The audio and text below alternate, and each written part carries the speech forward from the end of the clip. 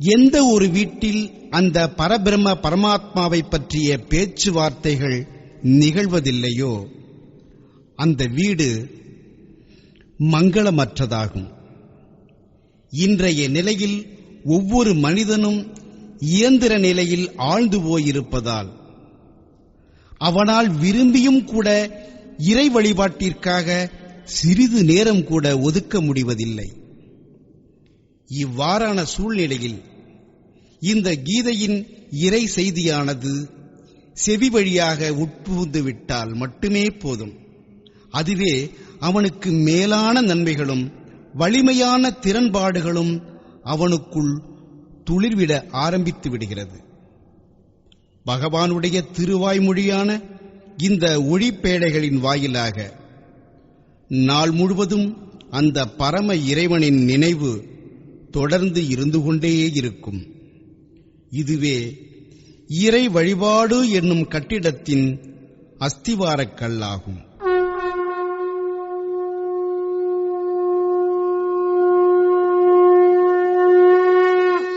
ஓம் ஸ்ரீ பரமாத்மனே நமஹ. யதார்த்த கீதை, ஸ்ரீமத் பகவத்கீதை, 9வது அத்தியாயம்.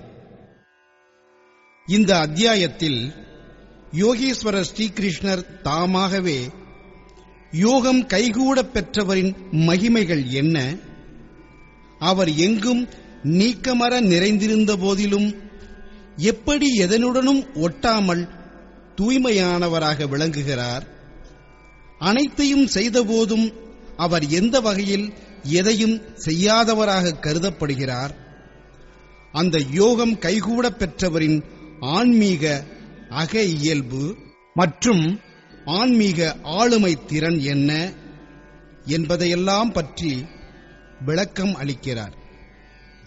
யோகத்தை செயல்முறைக்கு கொண்டு வந்த பிறகு தேவதைகள் முதலான பல்வேறு வழிகளில் இருந்து உண்டாகும் தடைகளை பற்றியும் கூறி எச்சரிக்கை செய்கிறார்.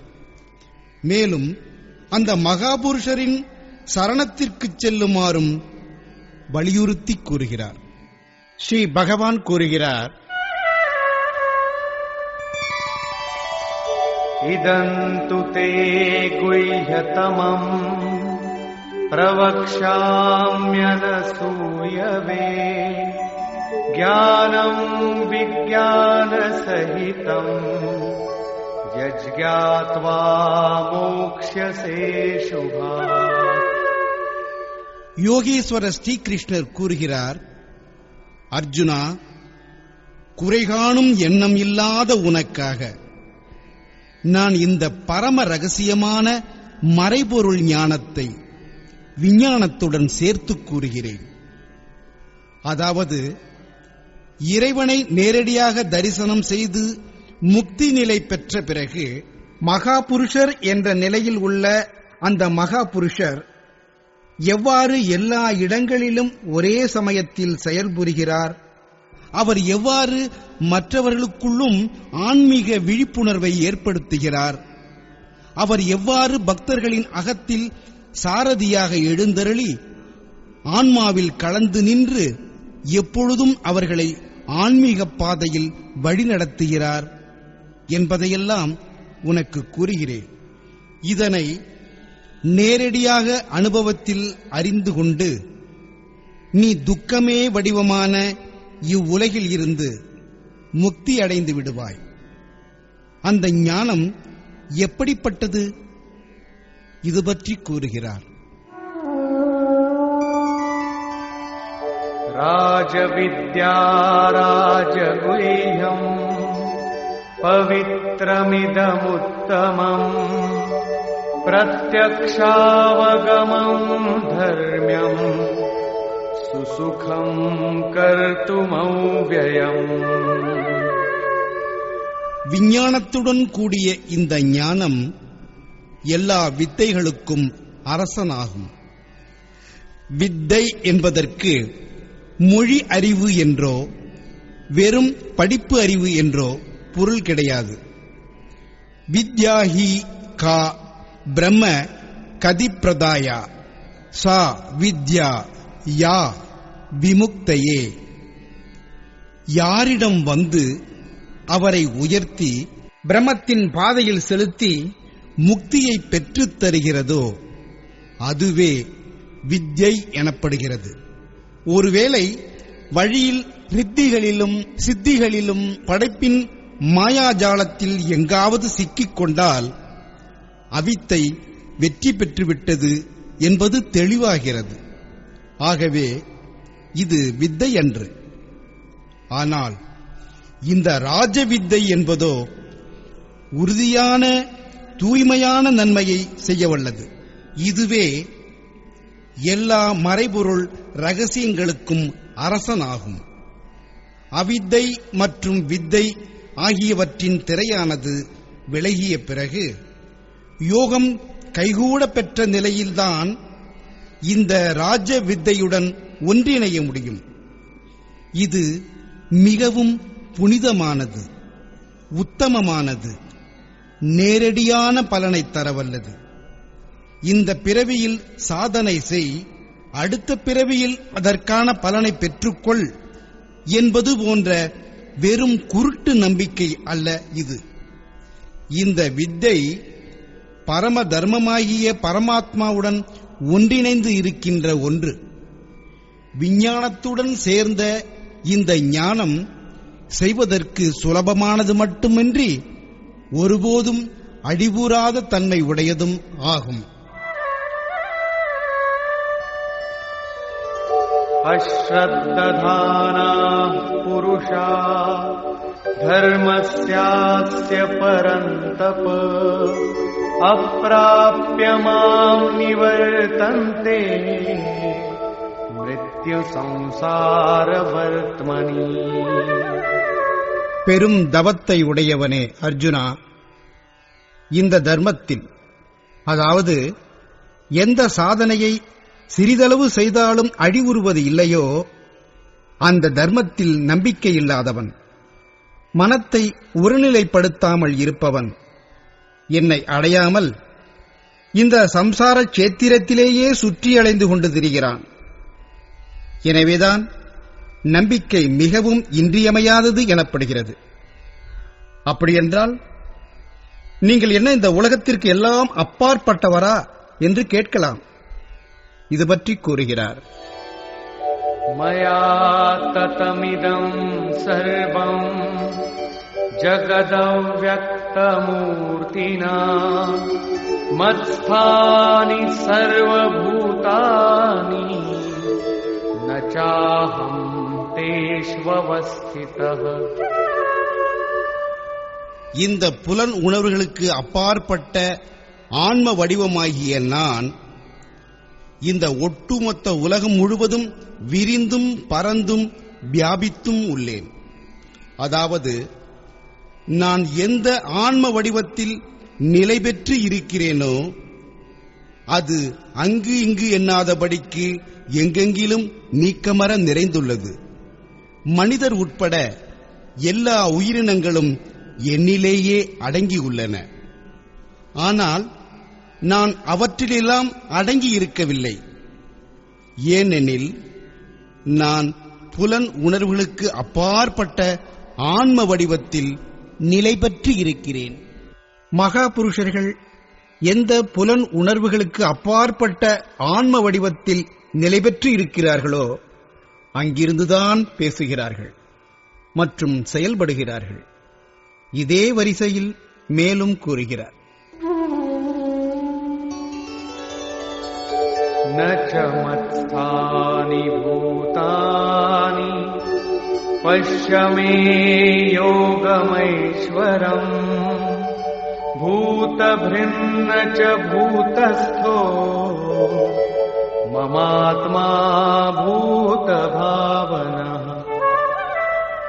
உண்மையைச் சொல்லப் போனால் மனிதர் உட்பட எல்லா உயிரினங்களுமே என்னில் நிலை பெற்றவை அல்ல. ஏனெனில் அவைகள் எல்லாம் மரணத்தின் ஆளுமைக்கு உட்பட்டவை, படைப்பை சார்ந்தவைகள். ஆனாலும் என்னுடைய யோக மாயையின் மகிமையை கொண்டு உயிர் தரித்துள்ளவற்றை உற்பத்தி செய்தல் மற்றும் அவற்றை பேணி பாதுகாக்கின்ற என்னுடைய ஆன்மா அந்த எல்லா உயிரினங்களிலுமே அடங்கியிருக்கவில்லை என்பதைப் பார். நான் ஆன்ம வடிவம் ஆவேன். எனவேதான் நான் அந்த ஜீவ உணர்வு கொண்ட உயிரினங்களில் அடங்கியிருக்கவில்லை. இதுவே யோகத்தின் உயர் ஆன்மீக ஆளுமைத்திறன் ஆகும். இதனை தெளிவுபடுத்துவதற்காக ஸ்ரீகிருஷ்ணர் உதாரணம் தந்து விளக்குகிறார்.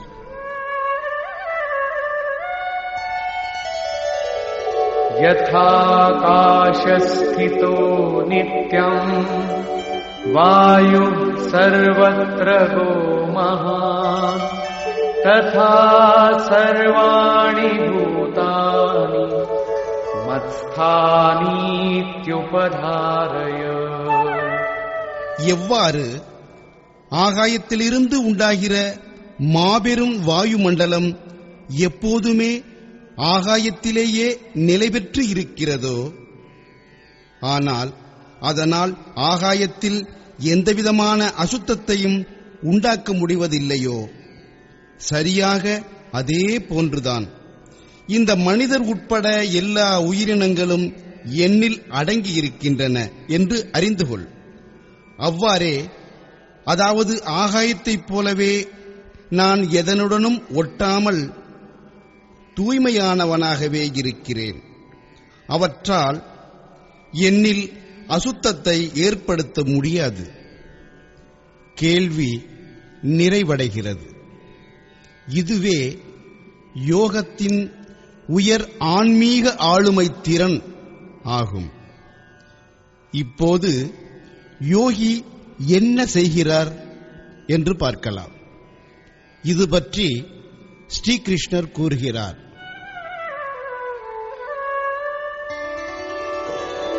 சர்வபூதானி கௌந்தேய பிரகிருதிம் யாந்தி மாமிகாம் கல்பக்ஷயே புனஸ்தானி கல்பாதோ விஸ்ரிஜாம்யஹம். அர்ஜுனா, கல்பத்தின் முடிவு காலத்தில் மனிதர் உட்பட எல்லா உயிரினங்களும் என்னுடைய உண்மை இயல்பாகிய ஆன்ம வடிவத்தை அடையப் பெறுகின்றன. கல்பத்தின் ஆரம்ப காலத்தில் நானே அவற்றை மீண்டும் மீண்டும் மிகவும் சிறப்பான முறையில் உருவாக்குகிறேன். அவைகள் அனைத்தும் முன்பும் இருக்கவே செய்தன. ஆனால் ஒழுங்கற்ற முறையில் உருக்குலைந்து போன நிலையில் இருந்தன. அவைகளையெல்லாம் நல்ல முறையில் உருவேற்றுகிறேன், ஒழுங்குமுறைப்படுத்தி சீராக்குகிறேன். எவைகள் எல்லாம் சுய உணர்வின்றி ஆழ்ந்த உறக்க நிலையில் இருக்கின்றனவோ அவற்றையெல்லாம் விழிப்புணர்வு பெறச் செய்கிறேன். கல்பத்திற்காக அவற்றையெல்லாம் தூண்டுகிறேன்.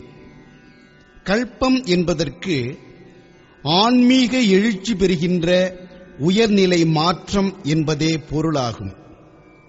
அசுர செல்வங்களையெல்லாம் அகற்றியபடியே தெய்வீக செல்வங்களுக்குள் நுழைவு பெற தொடங்கிய உடனே அங்கிருந்தே அந்த மனிதருடைய கல்பம் ஆரம்பித்து விடுகிறது. எப்பொழுது அவரே இறை பேருணர்வை அடையப் பெறுகிறாரோ அதுவே கல்பத்தின் முடிவு எனப்படுகிறது. தன்னுடைய காரியத்தை நிறைவேற்றிய பிறகு கல்பமும் இறைவனில் இரண்டர கலந்து மறைந்து விடுகிறது. இறை வழிபாட்டின் ஆரம்பமே கல்பத்தின் தொடக்கமாகும். மேலும் இறை வழிபாட்டின் உச்சவரம்பு, அதாவது லட்சியமாகிய இறைவன் அறியப்பட்டு விடுகின்ற நிலையே கல்பத்தின் முடிவு ஆகும். இந்த மனிதர் உட்பட ஒவ்வொரு உயிரினமும் பல்வேறு யோனிகளில் பிறப்பதற்கு காரணமாக அமைகின்ற ஜீவ உணர்வுகளாகிய விருப்பு, வெறுப்பு முதலானவற்றில் இருந்து விடுபட்டு தங்களுடைய உண்மை இயல்பாகிய என்றும் நிலையாக உள்ள ஆன்ம வடிவத்தில் நிலை பெற்று விடுவதையே ஸ்ரீகிருஷ்ணர் அத்தகையோர் என்னுடைய இயல்பை அடையப் பெறுகின்றனர் என்று குறிப்பிடுகிறார். எப்பொழுது எந்த ஒரு மகாபுருஷரும் இயல்பு நிலையை இறைவனில் இரண்டர கலந்து மறையச் செய்துவிட்டு ஆன்ம வடிவத்திற்குள் நுழைவு பெற்று விடுகிறாரோ, அப்பொழுது எதனை அவருடைய இயல்பு நிலை என்று சொல்வது? அவரிடம் இயல்பு நிலை என்ற பெயரில் ஏதேனும் எஞ்சி இருக்கிறதா என்ன? இல்லவே இல்லை. யோகீஸ்வர ஸ்ரீகிருஷ்ணர் ஏற்கனவே மனிதர் உட்பட எல்லா உயிரினங்களும் தங்களுடைய இயல்பான குணத்தை அடைகின்றன, அவற்றின் மீது எவ்வாறு இயற்கையிலிருந்து தோன்றும் குணங்களின் உந்துதல் இருக்கிறதோ அவ்வாறே அவையெல்லாம் செயல்படுகின்றன. அதேபோன்று இறைவனை நேரடியாக தரிசனம் செய்து அத்துடன் இணைந்து பெறுகின்ற ஞானத்தை உடைய ஞானியும் தம்முடைய பிரகிருதிக்கு ஏற்பவே செயல்படுகிறார். அவர் தம்மை பின்பற்றுகின்ற எதிர்கால தலைமுறையினரின் ஆன்மீக நன்மையை கருதி செயல்புரிகிறார். முழுமையான ஞானியும் தத்துவத்தில் நிலை பெற்ற மகாபுருஷருமாகிய அவருடைய தெய்வீக வாழ்வியல்தான் அவருடைய இயல்பு நிலை ஆகும். எனவே அவர் தம்முடைய இந்த ஆன்ம இயல்பில் நிலை பெற்று காரியங்களை செய்கிறார். கல்பத்தின் முடிவில் அனைவருக்கும் இந்த மகாபுருஷருடைய தெய்வீக பெருவாழ்வுதான் கிடைக்கப் பெறுகிறது. மகாபுருஷருடைய இந்த தெய்வீக செயல்முறைகளின் மீது மீண்டும் வெளிச்சம் பரப்புகிறார். பிரகிருதிம் ஸ்வாமவஷ்டப்ய விஸ்ரிஜாமி புனః புனः பூதகிராமமிமம் கிருத்ஸ்னம் அவசம் பிரகிருதேர்வசாத். என்னுடைய இயல்பு நிலை, அதாவது மகாபுருஷருடைய தெய்வீக பெருவாழ்வு நிலையை ஏற்றுக்கொண்டு தத்தமது சுபாவத்தில் கட்டுண்டு இயற்கையின் குணங்களால் ஈர்க்கப்பட்டு கிடக்கும் இந்த மனிதர் உட்பட எல்லா உயிரின சமுதாயத்தையும் நான் மீண்டும் மீண்டும் மிகவும் சிறப்பான முறையில் அலங்கரிக்கிறேன். அவற்றை தங்களுடைய உண்மை இயல்பாகிய ஆன்ம வடிவத்தை நோக்கி முன்னேறிச் செல்லுமாறு தூண்டுகின்றேன். அப்படியென்றால் நீங்கள் இந்த கர்மத்திற்கு கட்டுப்பட்டவரா என்ன?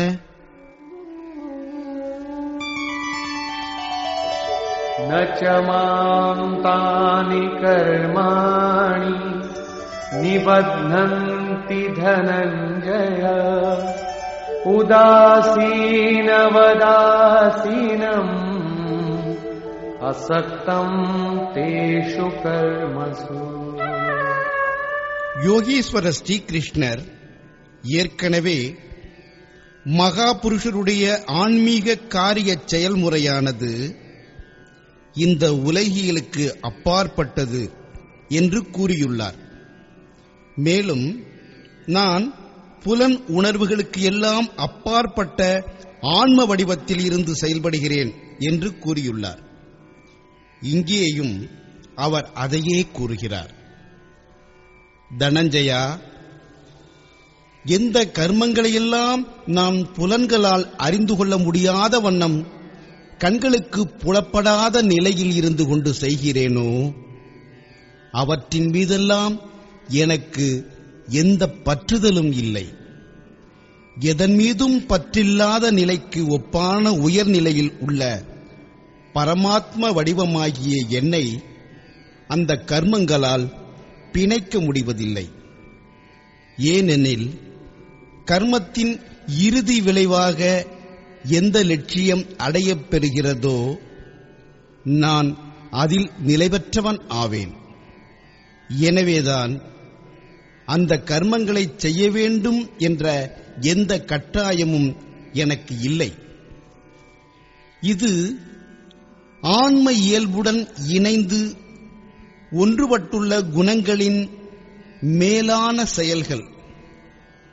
அதாவது மகா புருஷரின் தெய்வீக வாழ்வியல், அவருடைய தெய்வீக உருவாக்க இயல் தொடர்பான கேள்விகளும் அவற்றிற்கான பதில்களும் ஆகும்.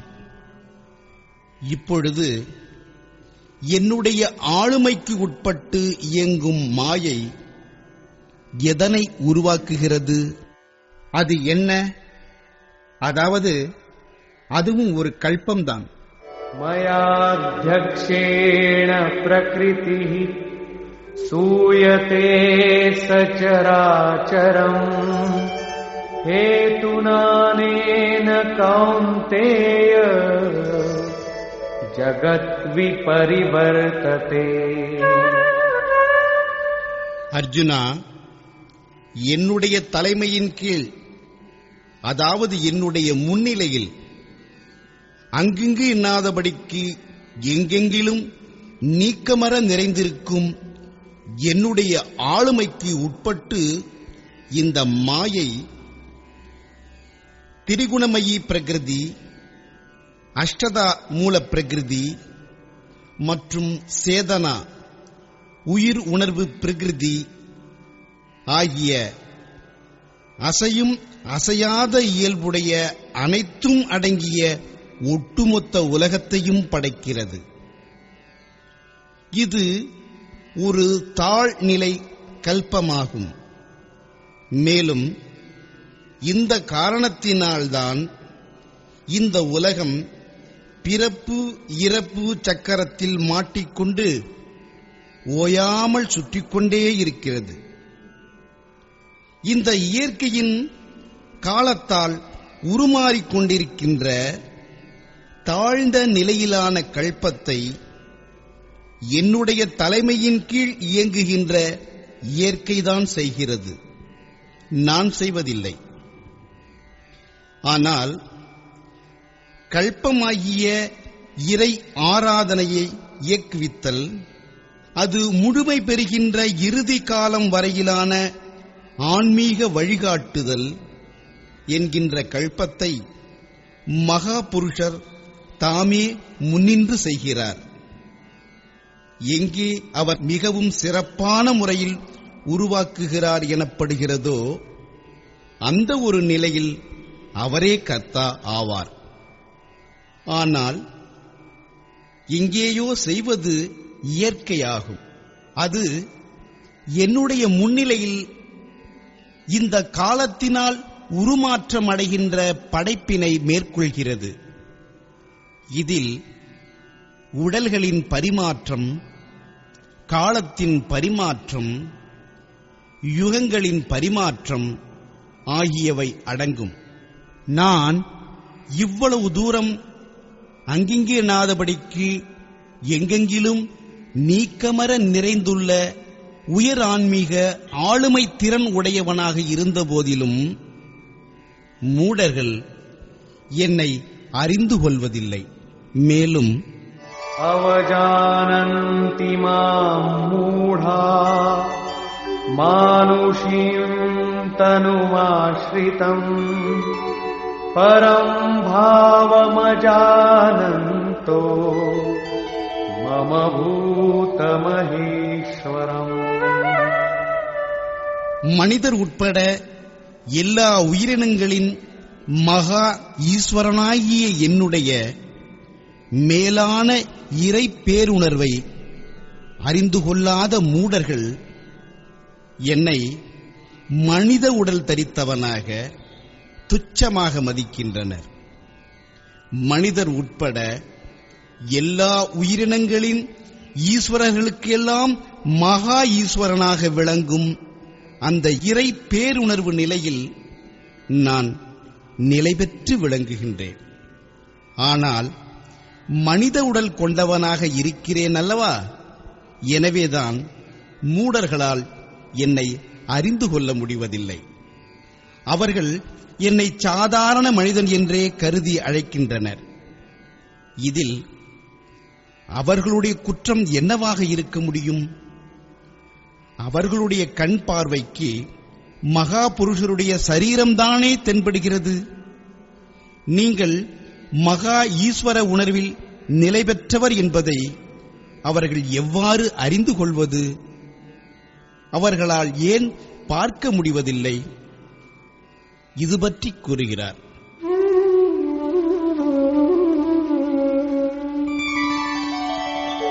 மோகாஷாமோக கர்மாணோ மோகஜ்ஞானாவிசேதசः ராக்ஷசீமாசுரீம் சைவ பிரகிருதிம் மோகினீம் ஸ்ரிதாः.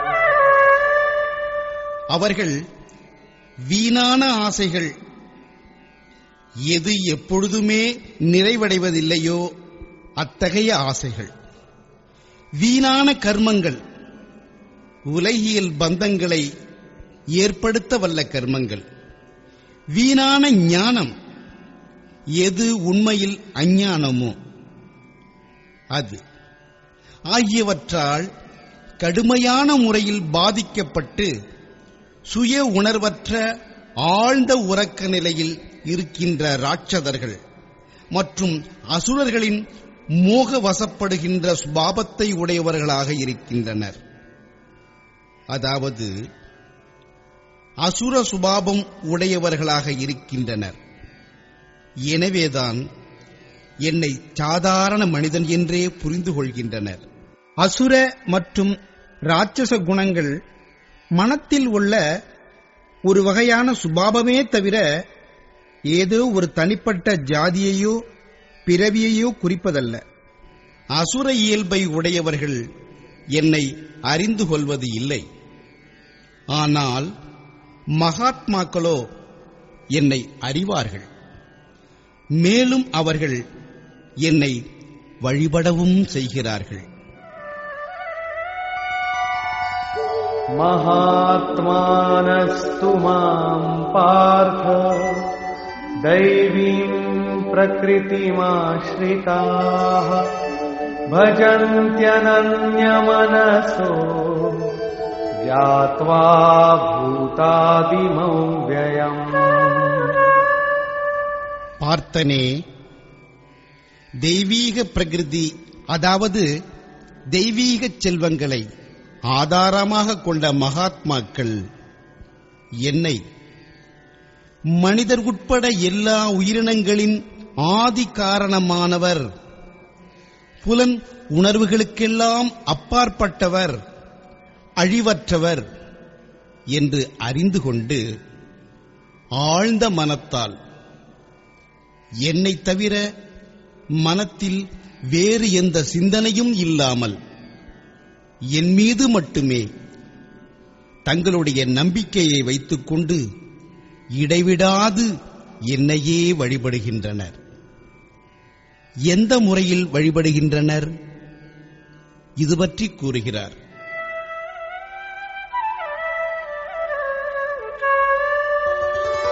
சததம் கீர்த்தயந்தோ மாம் யதந்தஸ்ச த்ரிடவ்ரதாः நமஸ்யந்தஸ்ச மாம் பக்த்யா நித்யயுக்தா உபாசதே.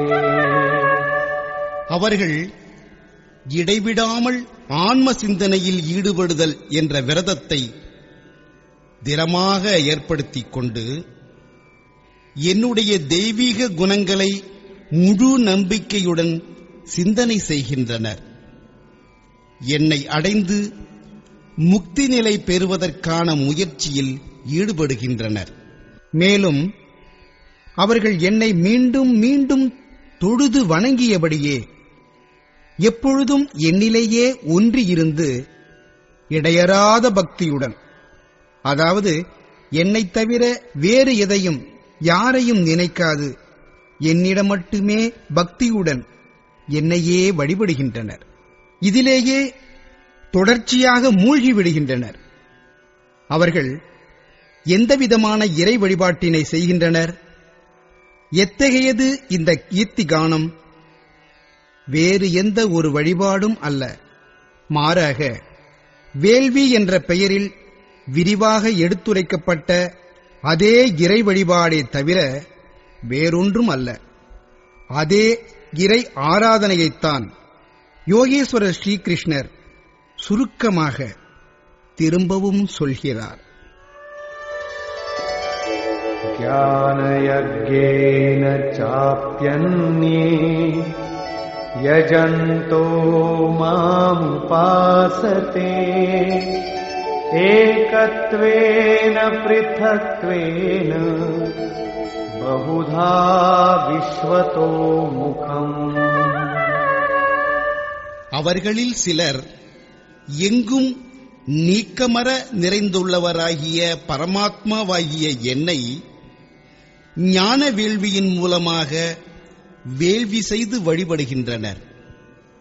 அதாவது தங்களுடைய லாப நஷ்டங்கள், சுயபலம் ஆகியவற்றையெல்லாம் நன்கு அறிந்து கொண்டு இதே நியமிக்கப்பட்டுள்ள கர்ம வேள்வியில் ஈடுபட்டு முன்னேறுகின்றனர்.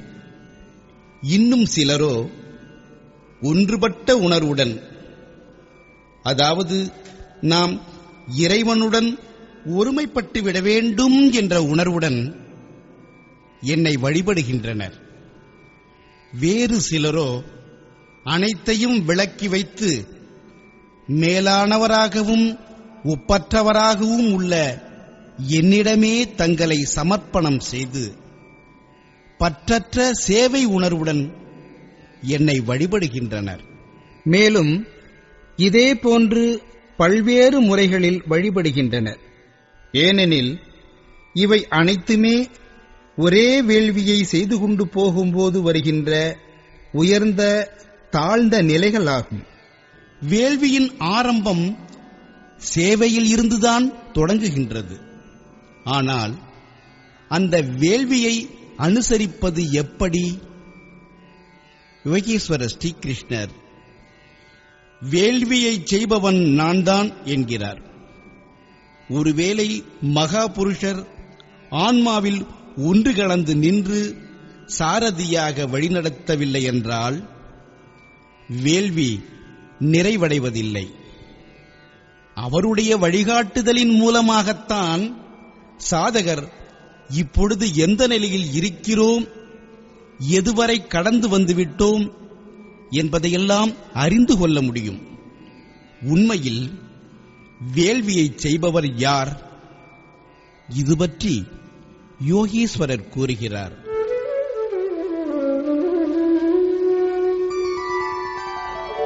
அஹம் க்ரதுரஹம் யக்ஞः ஸ்வதாஹமஹமௌஷதம் மந்த்ரோஹமஹமேவாஜ்யம் அஹம் அக்னிரஹம் ஹுதம்.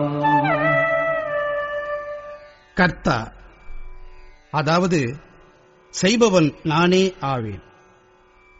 சரியாக சொல்வதென்றால் வேள்வியில் ஈடுபடுபவருக்கு பின்னால் ஊக்குவிப்பவரின் நிலையில் இருந்து கொண்டு எப்போதும் அவரை வழிநடத்தி சென்று கொண்டிருப்பது இஷ்ட தெய்வமே, அதாவது சத்குருவே ஆவார். வேள்வியை செய்பவரின் மூலமாக வேள்வியானது எவ்வளவு தூரம் நிறைவடைகிறதோ அது என்னுடைய திருக்கொடையே ஆகும். வேள்வியும் நானே. வேள்வி என்பது இறை ஆராதனையின் சிறப்பான செயல்முறை விதியாகும். வேள்வியானது முடிவுறும் தருவாயில் எதனை படைக்கிறதோ அந்த அமிர்தத்தை பருகுகின்றவர் என்றென்றும் நிலையான மாறாத பிரம்மத்தில் நுழைவு பெற்று விடுகிறார். ஸ்வதாவும் நானே, அதாவது கடந்து போன காலங்களில் சேமித்து வைத்திருக்கின்ற எண்ணிக்கையில் அடங்காத எண்ணற்ற வினைகளை அழித்து அவற்றையெல்லாம் திருப்தி அடையச் செய்து அமைதிப்படுத்துவதும் நானேதான். உலகியல் என்னும் நோயிலிருந்து விடுபடுவதற்கான மருந்தும் நானே. என்னை அடைந்து அனைவரும் இந்த நோயில் இருந்து குணமடைந்து விடுகின்றனர். மந்திரமும் நானேதான். அதாவது மனத்தை சுவாசத்தின் அடியாழத்தில் கட்டுப்படுத்தி மறையச் செய்வதும் என்னுடைய திருக்கொடையே ஆகும். இந்த மனக்கட்டுப்பாட்டு கிரியையில் தீவிரத்தை கொண்டு வருகின்ற பொருளாகிய ஆஜ்ய, அதாவது நெய்யாகிய அவியும் நானே. என்னுடைய பிரகாசத்திலேயே மனத்தின் அனைத்து எண்ண ஓட்டங்களும் கலந்து மறைகின்றன. மேலும் வேள்வி, அதாவது சமர்ப்பணமும் நானேதான். இங்கே யோகீஸ்வர ஸ்ரீகிருஷ்ணர் திரும்ப திரும்ப நான் தான் என்று கூறுகிறார். அவர் இதன் மூலமாக சொல்ல விரும்புவதும் இவ்வளவுதான். அதாவது நானேதான் ஊக்கப்படுத்தி வழி நடத்துபவரின் நிலையில் ஆன்மாவில் இரண்டர கலந்து நிற்கிறேன். தொடர்ந்து தீர்மானித்தவாறே இருந்து கொண்டு இந்த யோகச் செயல்களை முழுமை பெறச் செய்கிறேன் என்கிறார். இதற்கு பெயர்தான் விஞ்ஞானம் எனப்படுகிறது. பூஜ்ய ஸ்ரீ பகவான் பரமஹம்ச பரமானந்த மகாராஜ் அவர்கள் பின்வருமாறு கூறுவார்: எதுவரைக்கும் இஷ்ட தெய்வம் சாரதியாக நின்று உள்மூச்சு வெளிமூச்சினை கட்டுப்படுத்தி தடுத்தாட்கொள்ளவில்லையோ அதுவரைக்கும் இறை வழிபாடு ஆரம்பமாவது கூட இல்லை. எவர் வேண்டுமானாலும் லட்சமுறை கண்களை மூடிக்கொண்டு இறை வழிபாடு செய்து பார்க்கட்டும். உடலை போட்டு தவம் என்ற பெயரில் வருத்தி பார்க்கட்டும். ஆனால் எதுவரை எந்த பரமாத்மாவை அடைய வேண்டும் என்று நாம் விருப்பம் கொண்டுள்ளோமோ அவர் எந்த நிலையில் நாம் இருக்கிறோமோ அந்த நிலைக்கு இறங்கி வந்து ஆன்மாவில் இரண்டர கலந்து நின்று எழுந்தருளி விழிப்புணர்த்தவில்லையோ அதுவரை சரியான அளவில் இறை வழிபாட்டின் உண்மையான உருவத்தை கூட நம்மால் புரிந்து கொள்ள முடியாது. எனவேதான் பரமபூஜ்ய பரமஹம்ச ஸ்ரீ பரமானந்த மகாராஜ் அவர்கள் என்னுடைய திருவுருவத்தை பற்றிக்கொள், நான் அனைத்தையும் தருவேன் என்று கூறி அருள்வார். ஸ்ரீகிருஷ்ணரும் அனைத்தும் என் மூலமாகவே நடைபெறுகின்றன என்கிறார்.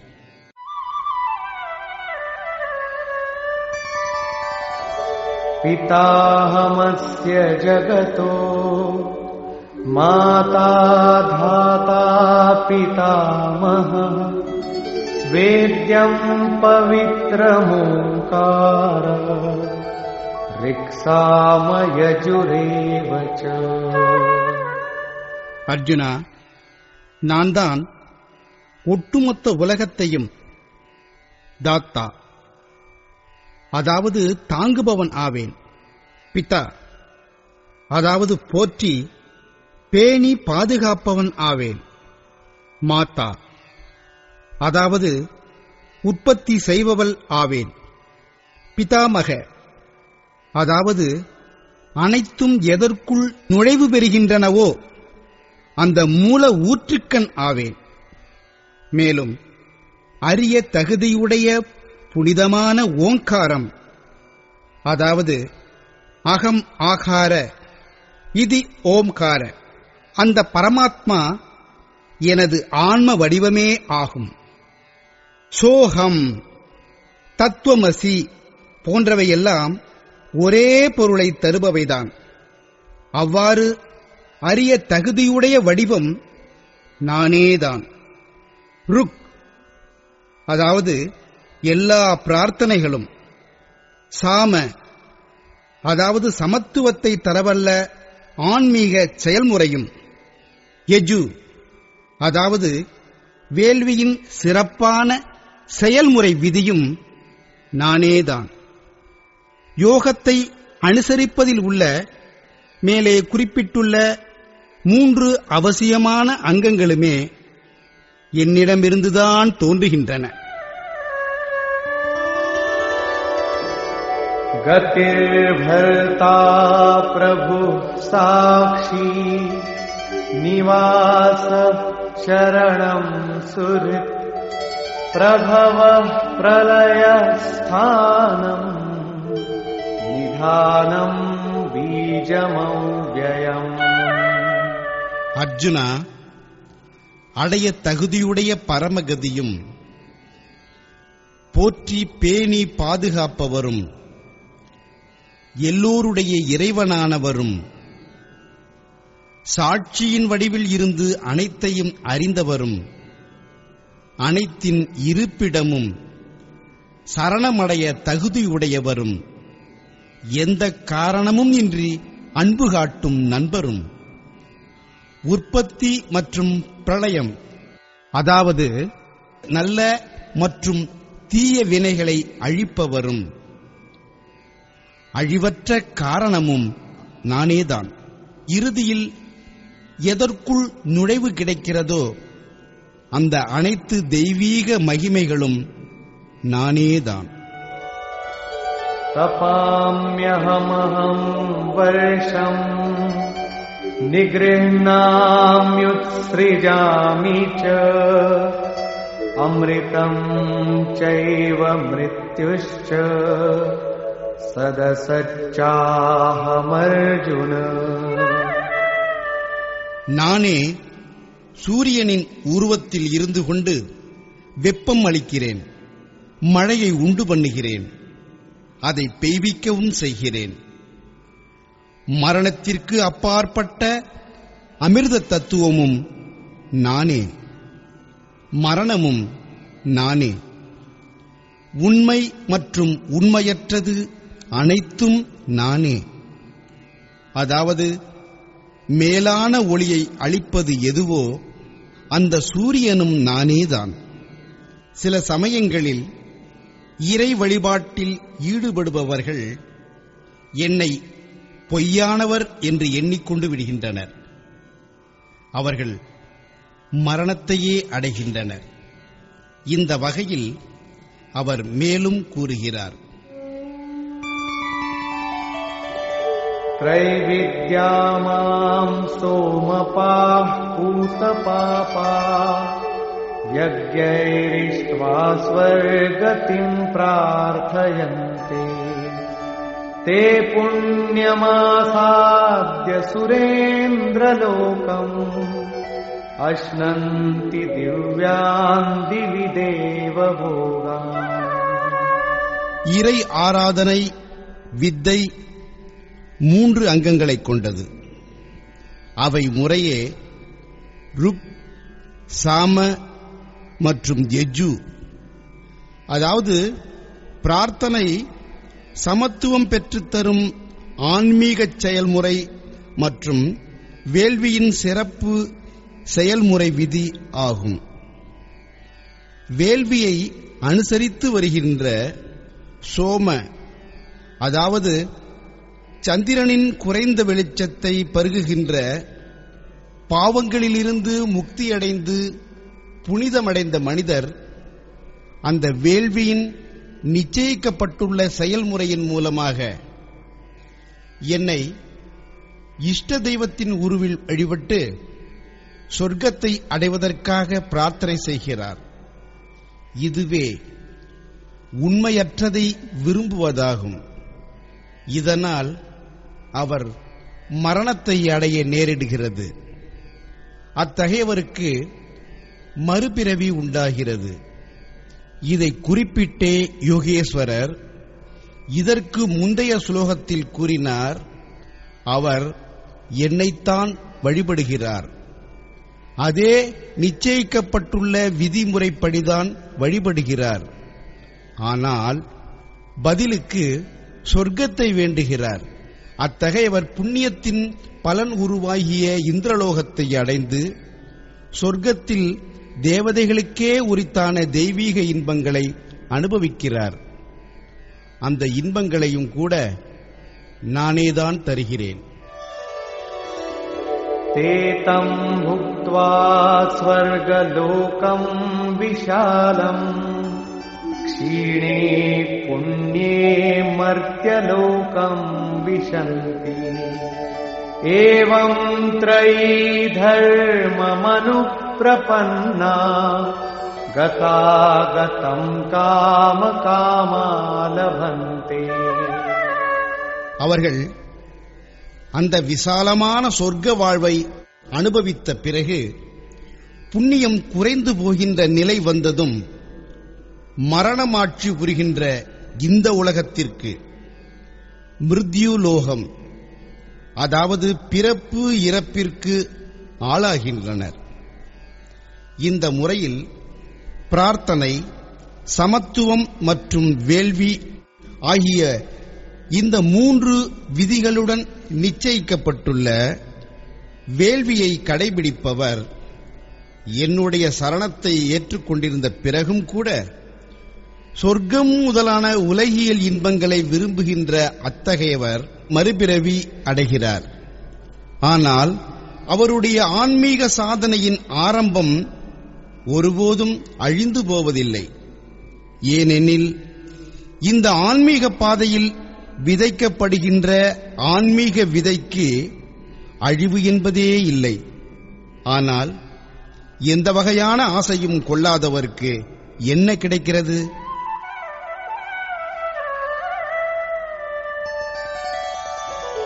अनन्याश्चिन्तयन्तो माम् ये जनाः पर्युपासते तेषाम् नित्याभियुक्तानाम्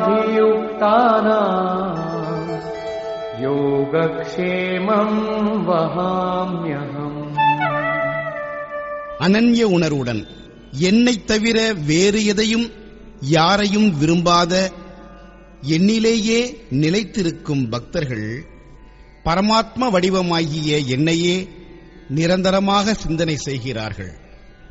சிறிதளவு கூட குறைபாடு எதுவும் இல்லாமல் என்னையே வழிபடுகின்றனர். அவ்வாறான எப்போதும் மாறாத ஓர் உணர்வாளர்களின் யோக நலனை நானே முன்னின்று பாதுகாத்து அருள்கின்றேன். அதாவது அவர்களின் யோகத்தினை பாதுகாப்பது முதலான அனைத்து பொறுப்புகளையும் என்னுடைய கையில் எடுத்துக் கொள்கிறேன். இவ்வளவு இருந்த பிறகும் கூட மக்கள் மற்ற பிற தெய்வங்களையே வழிபடுகின்றனர். येऽप्यन्यदेवता भक्ता यजन्ते श्रद्धयान्विताः तेऽपि मामेव कौन्तेय यजन्त्यविधिपूर्वकम्. குந்தி மகனே, நம்பிக்கையுடன் கூடியவர்களாக எந்தெந்த பக்தர்கள் வெவ்வேறு வகையான தெய்வங்களை வழிபடுகிறார்களோ அவர்களும் உண்மையாகச் சொல்லப்போனால் என்னையேதான் வழிபடுகிறார்கள். ஏனெனில் அங்கே தேவதை என்ற பெயரில் எந்த பொருளும் இல்லவே இல்லை. ஆனால் அவர்களுடைய இந்த வழிபாடு விதிமுறைகளை மீறியது ஆகும். என்னை அடைந்து முக்தி நிலை பெறுவதற்கான விதிமுறை இந்த வழிபாடுகளில் இல்லை. இங்கே யோகேஸ்வரர் ஸ்ரீகிருஷ்ணர் மீண்டும் ஒரு முறை தேவதைகள் என்ற தலைப்பை விவாதத்திற்கு எடுக்கிறார். அவர், அர்ஜுனா, ஆசைகளின் மூலமாக எவருடைய ஞானம் அபகரிக்கப்பட்டு விட்டதோ அத்தகைய மூட புத்தியை உடைய மனிதர்கள்தான் மற்ற பிற தெய்வங்களை வழிபடுகின்றனர். மேலும் அவர்கள் எங்கே அவ்வாறு வழிபடுகிறார்களோ அங்கே தேவதை என்ற பெயரில் ஏற்றுக்கொள்ளத்தக்க உறுதியான எந்த ஒரு நிலையும் இல்லவே இல்லை. ஆனால் அரச மரம், கல், பூதம், பவானி இதுபோன்று இன்னும் எத்தனையோ இடங்களில் அவர்களுடைய நம்பிக்கை வளர்ந்தும் தாழ்ந்தும் விடுகிறது. ஆனால் அங்கெல்லாம் எந்த தேவதையும் இல்லை. நான் தான் அங்கு இங்கு எண்ணாதபடிக்கு எங்கெங்கிலும் நீக்கமர நிறைந்திருக்கிறேன். எனவே அந்தந்த இடங்களில் எல்லாம் நானே நின்று கொண்டு அவர்களுடைய தெய்வ நம்பிக்கைகளை அங்கங்கெல்லாம் நிலைபெறச் செய்கிறேன். நான் தான் பலன்கள் கிடைப்பதற்கான வழிவகைகளையும் அமைத்துத் தருகிறேன். நானேதான் பலன்களையும் கொடுக்கிறேன். பலன் என்னவோ நிச்சயமாக கிடைக்கவே செய்கிறது. ஆனால் அதிலிருந்து கிடைக்கின்ற பலன்கள் அனைத்துமே அழியும் இயல்புடையவை. இன்று அவை கிடைக்கலாம், நாளை அவற்றை நாம் அனுபவிக்கவும் அவையெல்லாம் அழிந்து போய்விடுகின்றன. ஆனால் என்னுடைய பக்தன் அழிவடைவதில்லை. எனவேதான் அந்த மூட புக்தியை உடைய, அதாவது எவருடைய ஞானம் ஆசைகளால் அபகரிக்கப்பட்டு விட்டதோ அத்தகையோரே மற்ற பிற தெய்வங்களை வழிபடுகிறார்கள் என்று கூறினார். இங்கே 9வது அத்தியாயத்தில் யோகேஸ்வரர் ஸ்ரீகிருஷ்ணர் திரும்பவும் ஒருமுறை நினைவுபடுத்தும் விதமாக, அர்ஜுனா, எவர் சிரத்தையுடன் மற்ற பிற தெய்வங்களை வழிபடுகிறார்களோ அவர்கள் உண்மையில் என்னையே வழிபடுகிறார்கள். ஆனால் அவர்களுடைய வழிபாடு விதிமுறைகளை மீறியதாக உள்ளது. அங்கே தெய்வம் என்ற பெயரில் ஏற்றுக்கொள்ளத்தக்க எந்த ஒரு உறுதியான நிலையும் இல்லவே இல்லை. அவர்கள் என்னை அடைந்து முக்தி நிலை பெறுவதற்காக மேற்கொண்டுள்ள விதிமுறையும் தவறானது ஆகும் என்று சொல்கிறார். இங்கே மேலும் ஒரு கேள்வி எழுகிறது. அதாவது, அவர்கள் பல்வேறு விதமான வழிகளில் உங்களையே வழிபடுகிறார்கள், மேலும் அதன் மூலமாக பலனும் கிடைக்கிறது. அப்படி இருக்கும்போது இதில் என்ன தவறுதான் இருக்கிறது?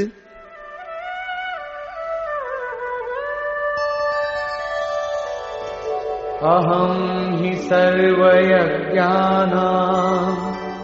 போக்தா ச பிரபுரேவ ச ந து மாம் அபிஜானந்தி தத்வேனாதஸ்ச வந்தி தே. எல்லா வேள்விகளையும் அனுபவிப்பவனும், அதாவது வேள்வியானது எவருள் ஒன்று கலந்து மறைகிறதோ, வேள்வியின் இறுதி விளைவாக கிடைப்பது எதுவோ அதுவும் நானேதான். வேள்வியின் தலைவனும் நான்தான். ஆனால் அவர்கள் என்னை தத்துவ ரீதியாக சரியான முறையில் அறிந்து கொள்வதில்லை. எனவேதான் வீழ்ச்சி அடைகின்றனர். அதாவது அவர்கள் சில சமயம் மற்ற பிற தெய்வங்கள் மீது விழுகிறார்கள். மேலும் எதுவரை தத்துவ ரீதியாக அறிந்து கொள்வது இல்லையோ அதுவரை ஆசைகளாலேயே வீழ்ச்சி அடைகின்றனர். அவர்களுடைய நிலை என்னவாகிறது?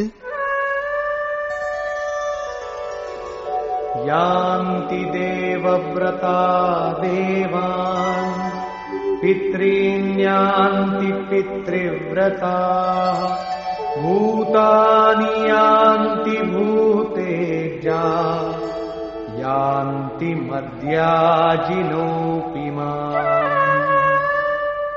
அர்ஜுனா, தேவதைகளை வழிபடுபவர்கள் தேவதைகளையே அடைகிறார்கள்.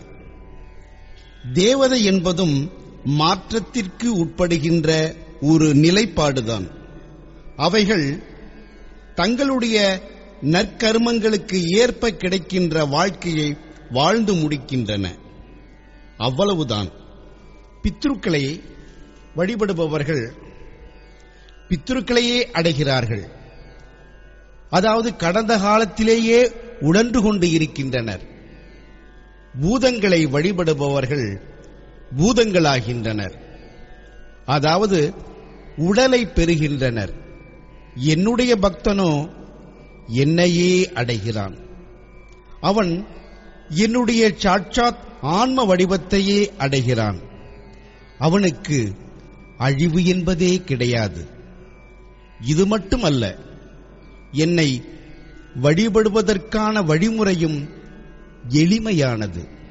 பத்ரம் புஷ்பம் ஃபலம் தோயம் यो मे भक्त्या प्रयच्छति तदहं भक्त्युपहृतम् अश्नामि प्रयतात्मनः.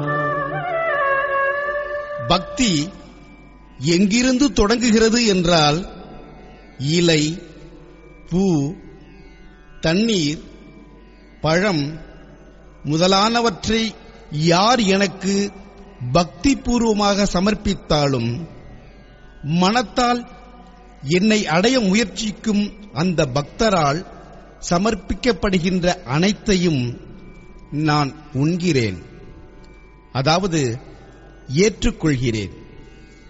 எனவே யத்கரோஷி யதஷ்னாசி யஜ்ஜுஹோஷி ததாசி யத்தபஸ்யசி கௌந்தேய தத்குருஷ்வ மதர்ப்பணம். அர்ஜுனா, நீ எந்த கர்மத்தை செய்கிறாயோ, எதை உண்கிறாயோ, எதை வேள்வியில் வேள்வி பொருளாக இடுகிறாயோ, சமர்ப்பிக்கிறாயோ, தானம் கொடுக்கிறாயோ, மனத்துடன் சேர்த்து புலன்களையெல்லாம் என்னை மட்டுமே அடையும் எண்ணத்துடன் எனக்கு ஏற்றபடி வருத்துகிறாயோ, அவை அனைத்தையும் என்னிடமே அர்ப்பணம் செய்.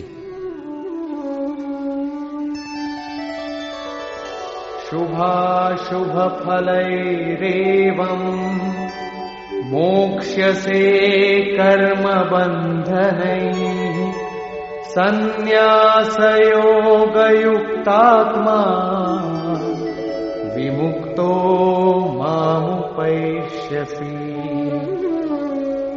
இந்த முறையில் அனைத்தையும் துறந்து சந்நியாச யோகத்துடன் கூடி நின்று நீ நல்ல மற்றும் தீய பலன்களை தருகின்ற கர்மங்களின் பந்தத்தில் இருந்து முக்தி பெற்று என்னையே அடைவாய்.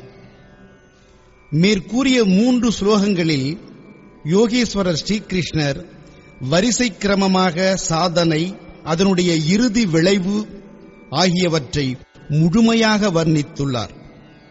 ஆரம்ப நிலையில் இலை, பூ, பழம், தண்ணீர் ஆகியவற்றை முழுமையான நம்பிக்கையுடன் சமர்ப்பித்தல், அதற்கு பிறகு இரண்டாவது நிலையில் சமர்ப்பண உணர்வை அடைந்து கர்மத்தை அனுசரித்தல், அதையடுத்த மூன்றாவது நிலையில் முழுமையான சமர்ப்பண உணர்வுடன் அனைத்தையும் துறத்தல். இதன் மூலமாக கர்மத்தின் தலைகளிலிருந்து மிகவும் சிறப்பான முறையில் முக்தி அடைந்து விடலாம். முக்தியினால் என்ன கிடைக்கும் என்பதற்கு என்னையே அடைவாய் என்று பதில் அளித்தார். உங்களை அடைவதே முக்தி எனப்படுகிறது, அதனால் என்ன லாபம் என்று அர்ஜுனன் கேட்கிறார். இது பற்றி ஸ்ரீகிருஷ்ணர் கூறுகிறார்.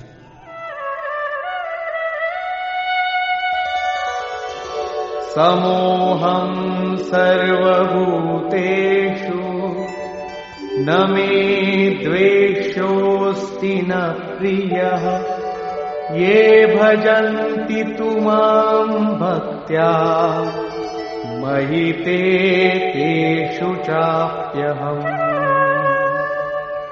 நான் மனிதர் உட்பட அனைத்து உயிரினங்களிலும் சமமாக நிறைந்திருக்கின்றேன். இந்த படைப்பில் எனக்கு யார் மீதும் பிரியமோ அல்லது வெறுப்போ கிடையாது. ஆனால் என்னைத் தவிர வேறு எதையும் நாடாத பக்தனுக்கு மட்டும் அவன் என்னில் இருக்கிறான், நான் அவனுள் இருக்கிறேன். இது ஒன்று மட்டுமே என்னுடைய உறவாகும். இதிலேயே நான் முழுமையடைந்து விடுகிறேன். எனக்கும் அவனுக்கும் இடையில் எந்த ஒரு இடைவெளியும் இருப்பதில்லை. அப்படியென்றால் பெரும் பாக்கியவான்கள் மட்டுமே இறை வழிபாடு செய்வார்கள், அப்படித்தானே? இறை வழிபாடு செய்வதற்கான அதிகாரம் யாருக்கு உள்ளது? இது பற்றி யோகீஸ்வரர் ஸ்ரீகிருஷ்ணர் கூறுகிறார். अपि चेत् सुदुराचारो भजते मामनन्यभाक् साधुरेव समन्तव्यः सम्यग् व्यवसितो हि सः. ஒருவேளை மிகவும் கெட்ட நடத்தை உள்ளவன் கூட நிலைத்த பாவனையுடன், அதாவது என்னை தவிர வேறு எதையும் யாரையும் விரும்பாமல், தேவதை என்ற பெயரில் எதையும் வழிபடாமல் என்னை மட்டுமே நிரந்தரமாக வழிபடுகிறானோ அவன் சாது என்று ஏற்றுக்கொள்ளத்தக்கவன். இப்பொழுது அவன் சாது ஆகிவிடவில்லை, ஆனால் அவன் சாதுவாகி விடுவான் என்பதில் எந்த சந்தேகமும் கிடையாது. ஏனெனில் அவன் யதார்த்தமான நிச்சயத்துடன் ஈடுபட்டுள்ளான். எனவே நீங்கள் மனிதர்களாக இருந்தால் நீங்களும் இறை வழிபாட்டை செய்ய முடியும். ஏனெனில் மனிதர்கள் மட்டுமே யதார்த்தமான உறுதியும் நிச்சயமும் உடையவர்கள் ஆவர். கீதை பாவிகளை உய்விக்கின்றது. மேலும் அந்த ஆன்மீக பாதையிலுள்ள பயணி क्षिप्रम् भवति धर्मात्मा शश्वच्छान्तिम् निगच्छति कौन्तेय प्रतिजानीहि न मे भक्तः प्रणश्यति. இந்த இறை வழிபாட்டின் வலிமையால் துஷ்ட நடத்தையுள்ளவன் கூட சீக்கிரமே தர்மாத்மா ஆகிவிடுவான். பரமதர்ம பரமாத்மாவுடன் ஒன்றிணைந்து விடுகிறான். எப்போதும் நிலையாக உள்ள மேலான அமைதியை பெற்று விடுகிறான். குந்தி மகனே, என்னுடைய பக்தன் ஒருபோதும் அழிவதில்லை என்ற நிச்சயபூர்வமான உண்மையை நீ அறிந்து கொள். ஒருவேளை இந்த பிறவியில் கரை கடக்க முடியவில்லை என்றாலும் கூட அடுத்த பிறவிகளில் அதே சாதனையை செய்து சீக்கிரமே மேலான அமைதியை அடைந்து விடுகிறான். ஆகவே நல்ல நடத்தை உள்ளவன், தீய நடத்தை உள்ளவன் என்று அனைவருக்குமே இறை வழிபாடு செய்வதற்கு அதிகாரம் உள்ளது. இது மட்டுமல்ல, இன்னும் கேள். மாம் ஹி பார்த்தவ்யபாஸ்ரித்ய ஏபி ஸ்யுः பாபயோனயः ஸ்த்ரியோ வைஷ்யாஸ்ததா சூத்ராः தேபி யாந்தி பராம் கதிம். பார்த்தனே, பெண்கள், வைசியர், சூத்திரர் மற்றும் வேறு பாவயோனிகளில் பிறந்தவர்களானாலும் அவர்கள் அனைவருமே என்னை சரணடைந்து பரமகதியை அடையவே செய்கிறார்கள். ஆகவே இந்த கீதை ஒட்டுமொத்த மனித சமுதாயத்திற்கும் உரித்தானது.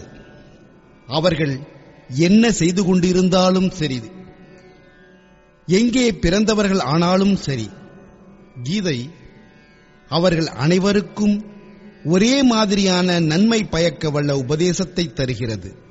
கீதை உலக பொதுமறையாகும். அசுர இயல்பின் லட்சணங்கள் என்ற தலைப்பிற்கு பகவான் எவரெல்லாம் சாஸ்திர விதிகளை துறந்துவிட்டு வெறும் பெயரளவிற்கு அகங்காரத்துடன் வேள்வியை செய்கிறார்களோ அவர்களே மனிதர்களில் மிகவும் கீழ்த்தரமானவர்கள். அவர்கள் செய்வது வேள்வியே கிடையாது, ஆனால் வேள்வி என்ற பெயர் மட்டும் கொடுத்துக் கொள்கிறார்கள். ஆணவத்துடன் அதில் ஈடுபடுகிறார்கள். அவர்களே கொடூரமான கர்மத்தை செய்பவர்கள், பாவ கர்மங்களை அனுசரிப்பவர்கள், அதாவது பாவ யோனிகள் ஆவர். அவர்கள் பரமாத்மாவாகிய என்னிடம் வெறுப்பு கொண்டவர்கள் ஆவர். அவர்களே பாவிகள் என்கிறார். இங்கே வைசியர் சூத்திரர் என்பதெல்லாம் ஆன்மீக பாதையில் உள்ள சாதனையின் படிநிலைகளாகும். பெண்கள் மீது சில சமயம் மரியாதை பூர்வமான அணுகுமுறையையும் சில சமயம் தாழ்வான கண்ணோட்டமும் சமுதாயத்தில் காணப்படுகிறது. எனவேதான் ஸ்ரீகிருஷ்ணர் அவர்களையும் இங்கே குறிப்பிட்டு சொல்கிறார். யோக கிரியையில் பெண்களானாலும் சரி, ஆண்களானாலும் சரி, இருவருமே சமமான அளவில் நுழைவு பெற முடியும்.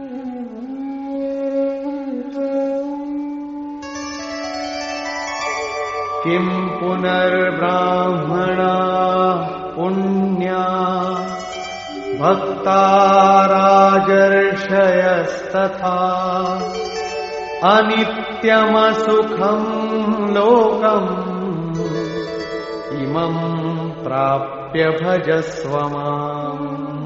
அவ்வாறு இருக்கும்போது பிராமணர், ராஜரிஷி மற்றும் சத்திரிய சாதனை பிரிவிற்கு உயர்ந்துள்ள பக்தர்களைப் பற்றி தனியாக என்ன சொல்ல வேண்டியிருக்கிறது? பிராமணர் என்பது ஆன்மீக சாதனை பிரிவில் மிகவும் உயர்வானதொரு நிலையாகும். இந்நிலையில்தான் பிரம்மத்திற்குள் நுழைவு பெற்று தரவல்ல அனைத்து உயர் ஆன்மீக தகுதிகளும் அடங்கியுள்ளன. அமைதி, எளிமை, ஆன்மீக அனுபவம் பெறுதல், தியானம் மற்றும் சத்குருவின் கட்டளையை ஏற்று அதனை செயல்படுத்தும் திறன் ஆகியவைதான் பிராமண நிலை எனப்படும். ராஜரிஷி என்ற சத்திரிய நிலையில் ரித்திகளும் சித்திகளும் கிடைக்கின்றன. வீரம், தலைமை உணர்வு, அனைத்து தெய்வீக செல்வங்கள் எனப்படும் தெய்வீக குணங்களின் மீது ஆளுமை திறன், இறை ஆராதனையில் இருந்து பின்வாங்காத குணம் ஆகியவை உள்ளன. இந்த யோக நிலைகளை அடைந்த யோகிகள் கரை கடப்பது உறுதி எனும்போது அவர்களைப் பற்றி தனியாக என்ன சொல்ல வேண்டியிருக்கிறது? எனவே அர்ஜுனா, நீ சுகம் என்பதே இல்லாத நிலையற்ற அழிந்துவிடும் இயல்புடைய இந்த மனித உடலைப் பெற்று என்னையே வழிபடு. இந்த அழிந்து போகும் உடலின் மீது பற்று வைத்துக் கொண்டு அதனை பேணி பாதுகாப்பதில் நேரத்தை வீணாக்கிக் கொண்டு இருக்காதே. எனவே இறை வழிபாட்டில் உறுதியுடன் ஈடுபடுவதற்கு உற்சாகப்படுத்துகிறார்.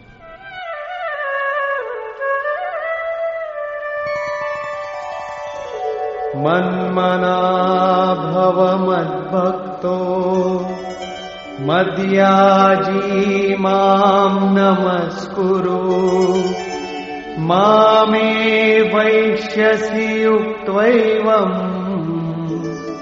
आत्मानं मत्परायणः. அர்ஜுனா, என்னிலேயே மனத்தை நிலைநிறுத்து. என்னை தவிர வேறு எந்த உணர்வும் உனது மனத்தில் வராமல் பார்த்துக்கொள். என்னுடைய அனன்ய பக்தனாக இரு. எப்பொழுதும் ஆன்ம சிந்தனையில் மட்டும் ஈடுபட்டிரு. என்னை நம்பிக்கையுடன் கூடியவனாக தொடர்ந்து வழிபாடு செய். என்னையே தொழுது வணங்கு.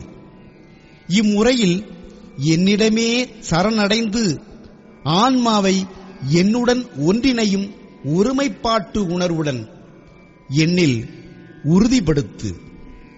நீ என்னையே அடையப் பெறுவாய். அதாவது என்னுடன் ஒன்றுபட்ட தன்மையை அடைந்து விடுவாய்.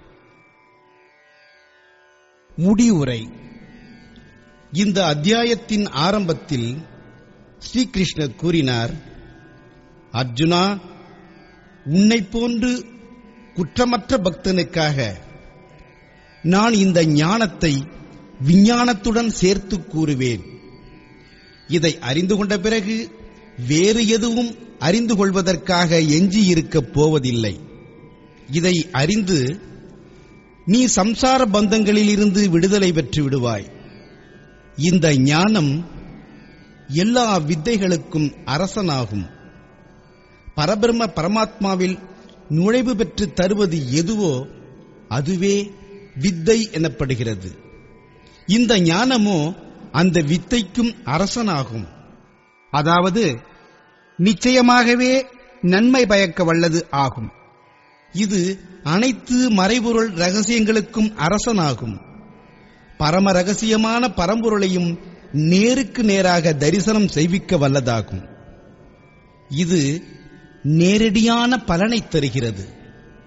இந்த சாதனை செய்வதற்கு மிகவும் எளிமையானது, ஒருபோதும் அழிவுறும் தன்மை இல்லாதது.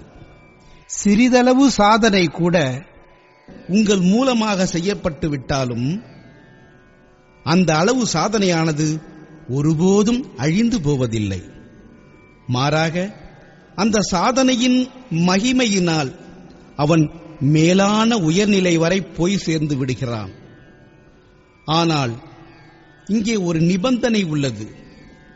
நம்பிக்கை இல்லாதவன் பரமகதியை அடையாமல் சம்சார சக்கரத்திலேயே உழண்டு கொண்டு திரிகிறான். இந்த உலகில் மனிதர் உட்பட எல்லா உயிரினங்களும் என்னுடையவைதான். எந்த உயிர்களிடமும் எனக்கு பிரியமோ வெறுப்போ கிடையாது.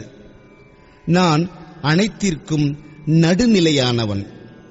ஆனால் என்னுடைய அனன்ய பக்தனை பொறுத்தவரையில், அதாவது என்னைத் தவிர வேறு எதையும் யாரையும் நாடாத மற்ற பிற தெய்வங்களை வழிபடாமல் என்னிடம் மட்டுமே பக்தி செலுத்துகின்ற அத்தகைய பக்தனை பொறுத்தவரையில் நான் அவனில் இருக்கிறேன், அவன் என்னில் இருக்கிறான். மிகவும் தீய நடத்தை உள்ளவன் மற்றும் மாபெரும் கொடிய பாவங்களை செய்தவன் என்று யாராக இருந்தாலும் சரி, நிலைத்த நம்பிக்கை மற்றும் ஒப்பற்ற பக்தியால் என்னை வழிபட ஆரம்பித்து விட்டான் என்றால் அவன் சாது என்று ஏற்றுக்கொள்ளத்தக்கவனாகி விடுகிறான். அவனுடைய அணுகுமுறை நிச்சயபூர்வமாக இருக்கும் பட்சத்தில் வெகு சீக்கிரமே அவன் இறைவனுடன் ஒன்றிணைந்து விடுவது மட்டுமின்றி எப்போதும் நிலையாக உள்ள மேலான அமைதியை பெற்று விடுகிறான். இங்கே ஸ்ரீகிருஷ்ணர் தர்மவான் யார் என்பதை தெளிவுபடுத்திவிட்டார்.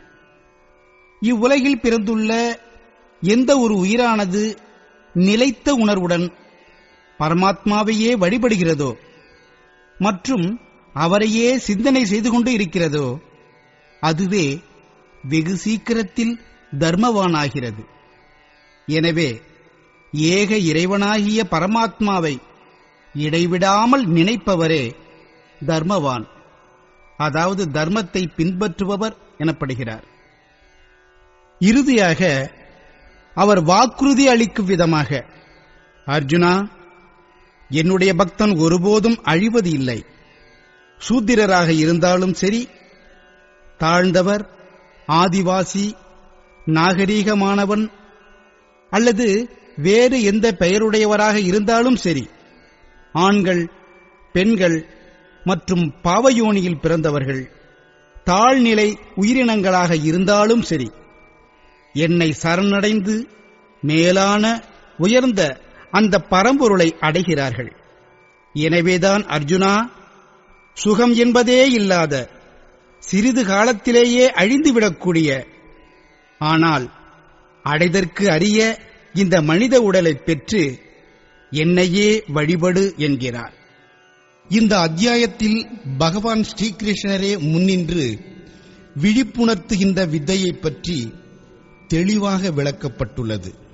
ஒருமுறை விழிப்புணர்வு அடைந்துவிட்ட பிறகு நிச்சயமாகவே நன்மை தரும் வல்லமை கொண்ட இதுவே ராஜவித்தை எனப்படுகிறது.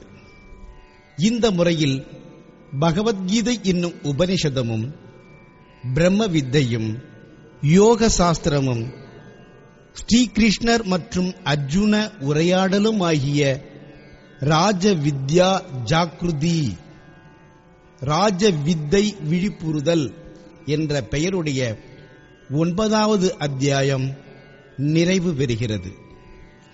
இவ்வாறு ஸ்ரீமத் பரமஹம்ச பரமானந்த மகாராஜ் அவர்களின் சீடரான சுவாமி அட்கடானந்தர் இயற்றிய ஸ்ரீமத் பகவத்கீதையின் யதார்த்த கீதை என்ற உரையில் ராஜ வித்யா ஜாக்ருதி, அதாவது ராஜ வித்தை விழிப்புறுதல் என்ற பெயருடைய 9வது அத்தியாயம் நிறைவு பெறுகிறது. ஹரி ஓம் தத் சத்.